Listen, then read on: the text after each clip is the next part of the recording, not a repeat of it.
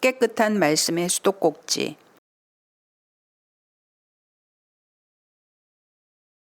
축구 경기에서 수비수가 상대편 진영에 깊숙이 있는 자기 편 공격수에게 볼을 길게 패스할 때 관중들의 시선은 그 볼을 차는 수비수에게 머물러 있지 않습니다. 그들의 시선은 날아가는 볼을 따라 움직이게 됩니다. 그리고 결국은 그 볼을 받아 상대편의 골대에 골을 넣는 최종 공격수에게 환호를 보냅니다. 여러분이 축구장에서 뛰고 있는 선수라면 볼을 상대편의 골대에 넣고 관중들의 환호를 받는 선수가 되고 싶은 마음을 갖고 계실 것입니다. 그러나 하나님께서는 여러분에게 수비 선수가 되어 볼을 공격수에게 길게 패스해 주라고 요청하시는 경우가 매우 많습니다.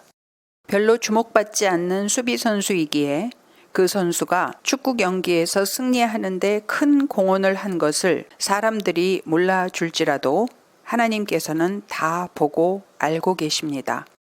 결국에는 그 승리의 영광을 팀의 선수들 모두가 함께 받아서 누리게 되는 것입니다.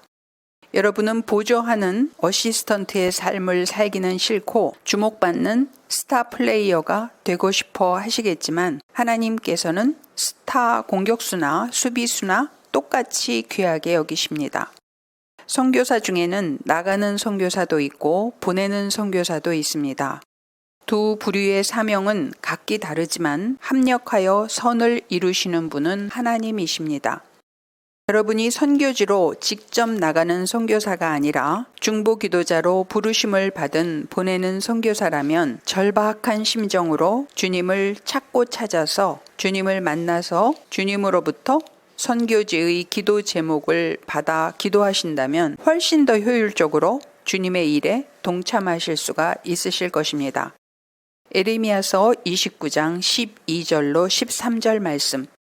너희가 내게 부르짖으며 내게 와서 기도하면 내가 너희들의 기도를 들을 것이요 너희가 온 마음으로 나를 구하면 나를 찾을 것이요 나를 만나리라. 확실한 믿음을 가지고 말씀을 읽고 하나님 제게 말씀을 주세요. 하나님 제게 기도 제목을 주세요. 이렇게 기도하고 주님의 음성을 기다려 보시길 바랍니다. 여러분은 일단은 회개 기도를 충분히 하셔야 합니다. 목욕을 한 자는 매일 발만 닦으면 된다고 제자들의 발을 씻어주시는 세족식을 하시면서 주님께서 베드로에게 말씀하셨습니다. 요한복음 13장 8절로 10절 말씀. 베드로가 이르되 내 발을 절대로 씻지 못하시리이다. 예수께서 대답하시되 내가 너를 씻어주지 아니하면 내가 나와 상관이 없느니라. 시몬 베드로가 이르되 주여 내 발뿐 아니라 손과 머리도 씻어주옵소서. 예수께서 이르시되 이미 목욕한 자는 발밖에 씻을 필요가 없느니라. 온 몸이 깨끗하니라. 너희가 깨끗하나 다는 아니니라 하시니 긴 시간 동안 깊은 회개 기도를 한 성도는 그때그때 수시로 지은 자범죄만 회개하면 됩니다.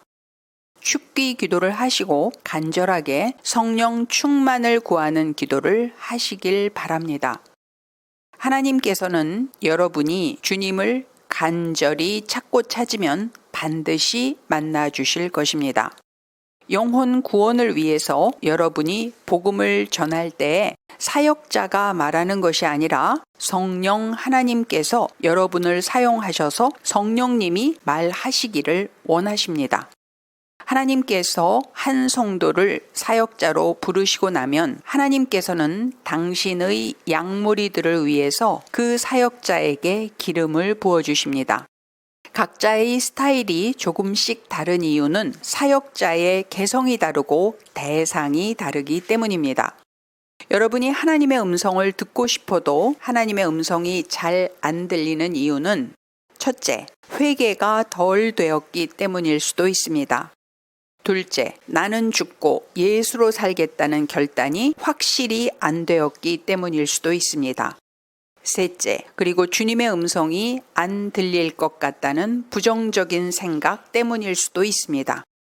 그런 경우에 그 생각의 벽이 하나님과 여러분 사이를 가로막고 있어서 하나님께서는 여러분에게 말씀하시는데도 여러분이 하나님의 음성을 못 들을 수도 있습니다.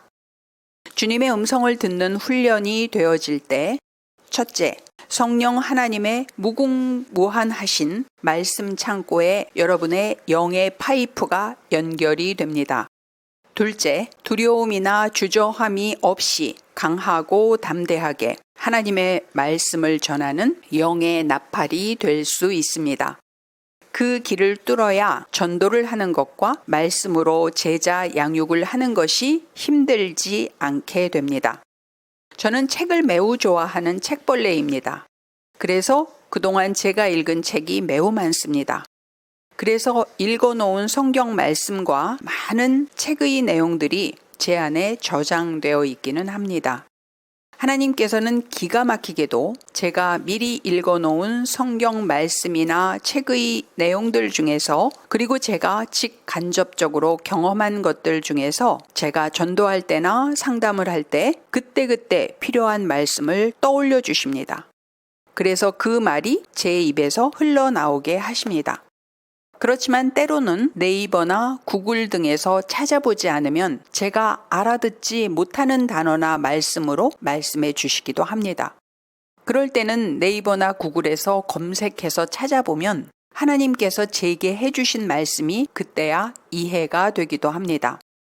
하나님께서는 영혼들을 위해서 하나님께 헌신된 사역자를 사용하십니다. 물론 그때 사역자의 지식이나 삶의 경험들이 재료로 사용되기도 합니다.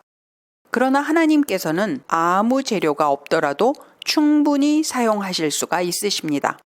하나님께서는 우리를 편애하시는 분이 절대 아니십니다.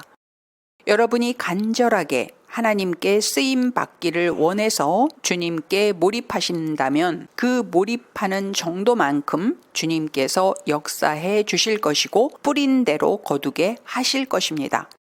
저는 제 나이 30세까지 굿하고 전보고 부적을 지니고 부모님에 의해서 사찰의 기와장에 제 이름이 올려진 채 살아왔습니다. 저의 가문 전체 중에서 처음으로 저 혼자 예수 믿고 교회에서 훈련을 받아왔습니다.